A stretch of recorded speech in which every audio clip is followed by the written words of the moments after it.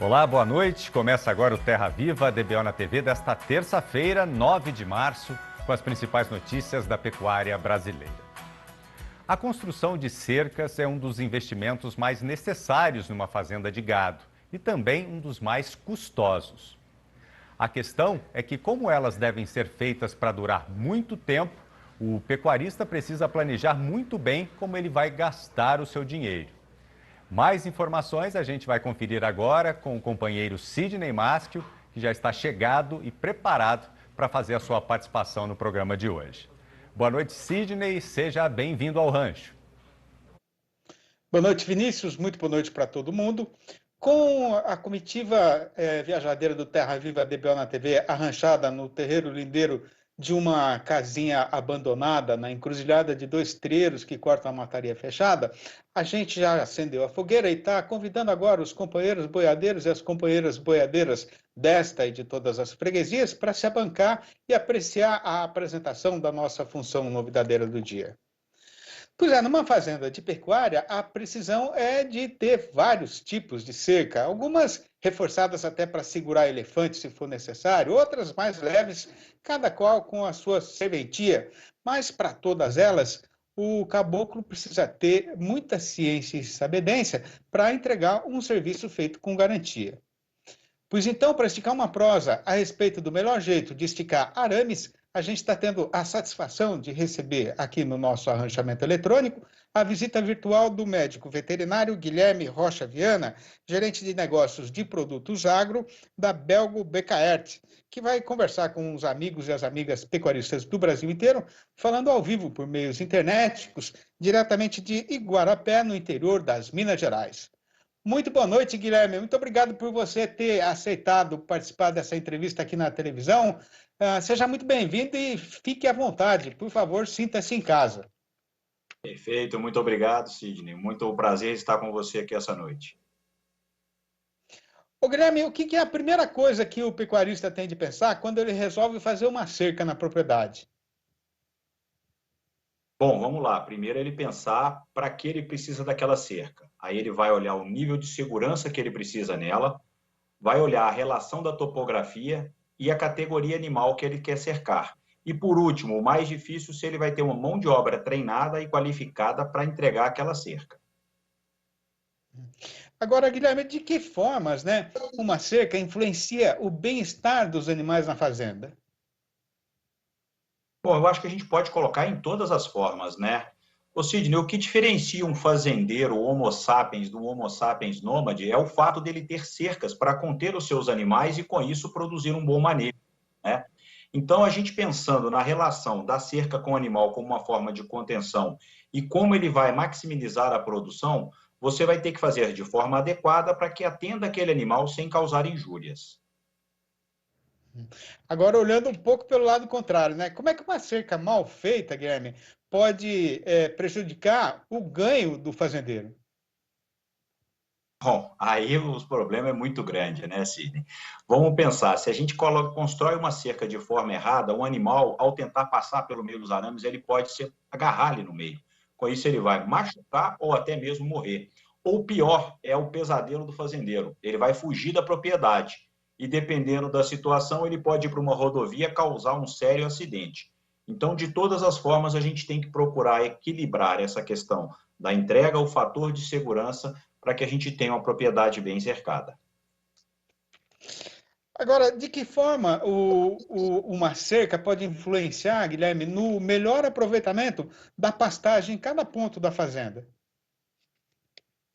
Hoje o termo que se usa muito, né, é colher pasto. E como é que a gente vai colher de forma mais adequada? Quando você consegue equilibrar o tamanho do lote que você tem com o tipo da pastagem, né, a qualidade dessa pastagem, seja no período da seca, seja no período das águas, né, e o tamanho do pasto que você cercou. Com isso, você vai trazer esse manejo dos animais, como, por exemplo, numa questão de uma lavoura pecuária. Você tem um tipo de cerca que você vai focar mais na cerca elétrica, ou numa cerca definitiva, que você vai em áreas planas focar no arame liso e numa área mais amorrada com arames farpados. Isso que eu ia te perguntar, Quer dizer, você tem vários tipos de arame, na hora de fazer a cerca. Como é que você faz essa escolha? Opa, boa pergunta. Vamos lá. Primeiro, Se a topografia é muito dobrada, que nem aqui na região nossa aqui de Minas, né, com muita montanha, a cerca de arame farpado ela é mais viável, porque você consegue, através da farpa, conter os animais. Aí a gente está lá no Mato Grosso do Sul, aquela área plana, bonita, você faz uma cerca de arame liso, aumenta a distância entre postes e você vai ter uma cerca tão eficiente quanto, com menor custo. Fui para a lavoura pecuária, grandes áreas eu tenho que montar cercas de custo menor, tá? Que custam mais ou menos a metade do custo de uma cerca tradicional, uma cerca elétrica bem feita, cerca elétrica para a lavoura pecuária e divisão de pastos.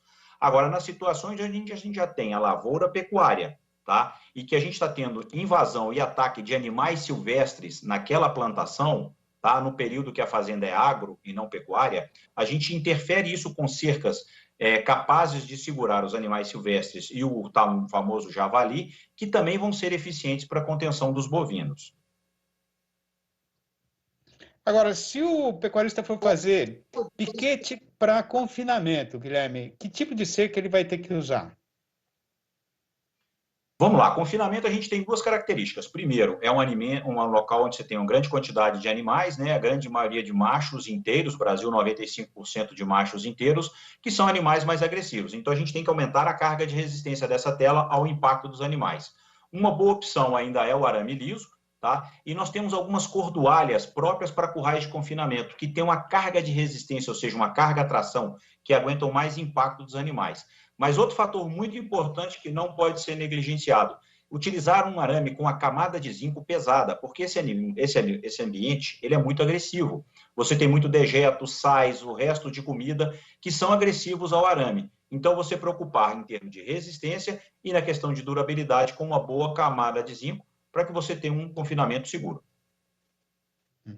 Agora, tem um tipo de mourão que seja, digamos assim, que sirva para todo tipo de cerca, Guilherme? Sidney, vamos lá. Ecologicamente, o que a gente tem no Brasil é o eucalipto tratado, né? Existem mais de 450 fábricas de imunização de madeira, né? Que são grandes autoclaves, que muitas delas entregam um produto muito bom, com qualidade, né? São as mesmas que fazem os postes de eletrificação, postes que têm aí uma durabilidade de 10 a 15 anos, quando bem produzidos, né? Então, a opção que nos sobrou hoje é o eucalipto tratado, que ele é bem aplicado, tá? E também tem nascido um mercado de postes metálicos, como mais uma boa opção para esse tipo de aplicação. Os postes de concreto, eles são muito utilizados em beira de estrada, porque existe um histórico que quando se constrói uma rodovia, a primeira cerca que se constrói ainda é com os postes de cimento. E eles também são uma boa opção, mas muito menos utilizados quando na divisão de pastos em fazendas. Agora, como é que o fazendeiro vai calcular, Guilherme, a distância entre os esticadores? Opa, vamos lá. Cerca de arame farpado, a gente trabalha com uma média de 50 metros. Se a fazenda dele não é tão dobrada, não tem tanto morro, ele pode chegar até 100 metros, a distância entre os dois mourões esticadores com os postes no meio.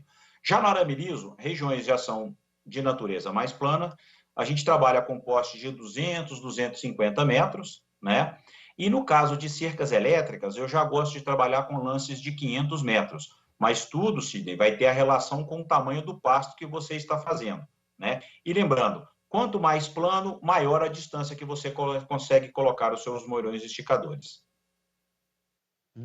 Agora, Guilherme, uma coisa muito séria é você saber calcular, né, quanto você vai usar de material, né, para depois não chegar lá no fim do serviço, sobrar muito arame, ou depois faltar arame, você ter que sair correndo atrás de arame para pagar mais caro até. Como é que você faz para evitar esses problemas? Para fazer um cálculo correto do que você vai precisar? De arame, de mourão, de esticador, enfim.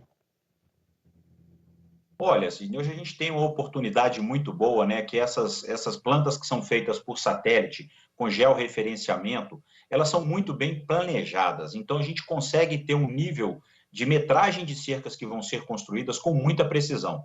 E muito importante você observar, principalmente, a topografia do terreno. Porque quando você vê num plano altimétrico, você não está em loco, por exemplo, vendo as curvas de nível, que é um problema que acontece muito em lavoura pecuária, onde o consumo de madeira aumenta porque você vai ter que colocar um poste antes, um em cima e um logo após, uma curva de nível para que esses animais sejam bem cercados. Então, observar, fazendo uma boa planta, um bom planejamento e vendo a questão da topografia, o plano altimétrico do seu terreno.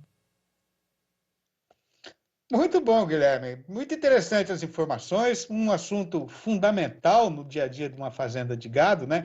Então, queria agradecer demais a sua participação no programa e dizer que a gente é parceiro. Porteira aqui está sempre aberta, viu, Guilherme? Quando tiver alguma coisa interessante, liga para a gente prosear mais um pouquinho. Abração para você Beleza? e até uma próxima vez. Ótimo, muito obrigado, um abraço a todos. E a gente volta agora para os nossos estúdios no bairro do Morumbi, aqui na capital de São Paulo, com o companheiro Vinícius Marra. Obrigado, viu, Sidney? E daqui a pouco você volta com o comportamento do mercado do boi gordo. E vamos agora para o nosso primeiro intervalo e já voltamos com a análise da Scott Consultoria para o mercado internacional de grãos. Até já! Estamos de volta com Terra Viva DBO na TV. E vamos agora à conversa com o analista, que traz hoje uma análise do pessoal da Scott Consultoria sobre a expectativa do aumento de área de milho e soja nos Estados Unidos. Acompanhe. Segundo os últimos dados divulgados, em fevereiro, os norte-americanos eles deverão semear em torno de 37,23 milhões de toneladas com milho no ciclo atual, frente aos 33,37 milhões de hectares na safra passada. A produção ela está estimada em 384,43 milhões de toneladas, frente a 360,25 milhões de toneladas colhida em 2020 e 2021. Além do aumento da área, a produtividade média deverá ser maior que na safra passada. Já para a soja, a expectativa é de que sejam plantados 36,42 milhões de hectares no ciclo atual, frente a 33,31 milhões de hectares na safra passada. A produção norte-americana ela foi estimada em 123,15 milhões de toneladas em 2021 e 2022, frente a 112,54 milhões de toneladas colhidas no ciclo passado. O rendimento médio também deverá ser maior na temporada que está se iniciando nos Estados Unidos, tá? E apesar desse aumento no previsto na área e na produtividade do milho, tanto do milho para a soja, o clima e o frio e as geadas recentes nos Estados Unidos deverão gerar especulações nos próximos meses que antecedem o plantio. Dessa forma, o clima nos Estados Unidos deverá ser um fator importante na precificação do milho e da soja no mercado internacional, em curto e médio prazo. Nesta semana, o canal Terra Viva está homenageando as mulheres que fazem parte da história do agro nacional. O recado de hoje é da ministra da Agricultura, Tereza Cristina, que enviou uma mensagem para todas as mulheres que desempenham papéis nos mais variados segmentos do Brasil. Olha só. Então, eu estou aqui para homenagear todas as mulheres brasileiras, todas aquelas que são mães, que são produtoras rurais, que trabalham nas cidades, enfim, todas as mulheres, cada uma na sua função. Eu, como agrônoma, produtora rural, deputada federal, hoje ministra da Agricultura, gostaria de fazer uma homenagem especial às mulheres do campo. Por que as mulheres do campo? Porque cada vez mais nós temos mulheres à frente das suas propriedades, trabalhando na gestão, trabalhando na produção. Nós temos muitas mulheres no Nordeste que conseguem manter as suas famílias no campo, trabalhando em conjunto para produzir ou, às vezes, para sobreviver. Então, eu gostaria aqui de, como mulher, dar um depoimento da força das mulheres e principalmente da força das mulheres do campo do Brasil. Quero deixar aqui a minha homenagem a todas as mulheres brasileiras, todas essas mulheres, mães, avós, donas de casa, as profissionais da saúde, professoras, produtoras rurais, políticas, enfim, a todas que estão aí batalhando, trabalhando para uma inclusão cada vez maior das mulheres no mercado de trabalho, na convivência das suas famílias e também na busca dos seus direitos. E vamos para mais um intervalo e já voltamos com as informações do mercado do boi gordo nesta terça-feira em todo o Brasil. A gente volta já já. De volta com Terra Viva DBO na TV. E quem também está de volta aqui no nosso rancho eletrônico é o editor Sidney Maschio, que traz o fechamento do mercado do boi gordo nesta terça-feira em todo o país. Sidney, é com você. Obrigado, Vinícius. E depois de ter começado a semana aí andando no Passo de Jabuti Perneta, tentando subir barranco do rio em dia de chuva, nesta terça-feira a nossa Praça Boiadeira já cumpriu uma jornada um pouco mais animada. A respeito da situação geral do mercado nacional, o que tem para ser contado é que não mudou quase nada, né? Com o extraordinário aperto na oferta de boiada engordada, pesando mais e ainda mandando no comércio pecuário. O avançamento do calendário com o pagamento do salário ao trabalhador empregado também está ajudando a melhorar aí o movimento no balcão do açougue e, com isso, está dando sustentação para a cotação. E a exportação agora está confirmando aquela previsão de recuperação com o volume embarcado nesta primeira semana de março tendo chegado aí na média diária de 6.100 toneladas, o que representou um aumento de 6,8% na comparação com o período correspondente lá do ano passado. Além disso, o preço da nossa carne nas praças estrangeiras também continua subindo a ribanceira, chegando agora a 4.583 dólares por tonelada, com um aumento de 4,3%, fazendo a mesma comparação. No balanço do dia da Scott Consultoria, foram apuradas mudanças nas cotações em 12 das 32 regiões pesquisadas no país inteiro, com o boi subindo em 7 e caindo em 3 delas, enquanto a vaca teve também 7 altas, mas nenhuma baixa. E para não mudar a receita do programa, eu passo agora a empreita de fazer a recitação dessa lista para o companheiro apresentador e jornalista Vinícius Marra. Confira. Nossa lista começa com as quedas do dia. Em Dourados, Mato Grosso do Sul, o boi escorregou para R$ 283,50, negociado no prazo de 30 dias e já descontada a parte do fundo rural. Queda também para o macho no norte de Mato Grosso, vendido a R$ 289,50. No Rio de Janeiro, o boi também caiu e vale R$ 279. Já a vaca seguiu na direção contrária e está cotada no estado a R$ 269, abrindo as nossas altas do dia. Valorização geral no Espírito Santo, com o boi valendo R$ 279 e a fêmea arredondando os R$ 270. Quem quiser comprar fêmea no sul de Tocantins vai pagar no mínimo R$ 272. Em Paragominas, no Pará, o macho saltou para R$ 278. Seguimos agora para Alagoas, com mais uma valorização para o boi, R$ 286,50. Partimos para o noroeste do Paraná, com o boi saltando para R$ 286,50 e a vaca batendo os R$ 271. No oeste de Santa Catarina, o macho está valendo R$ 281,50, no prazo de 20 dias. Arribadas também em Mato Grosso do Sul.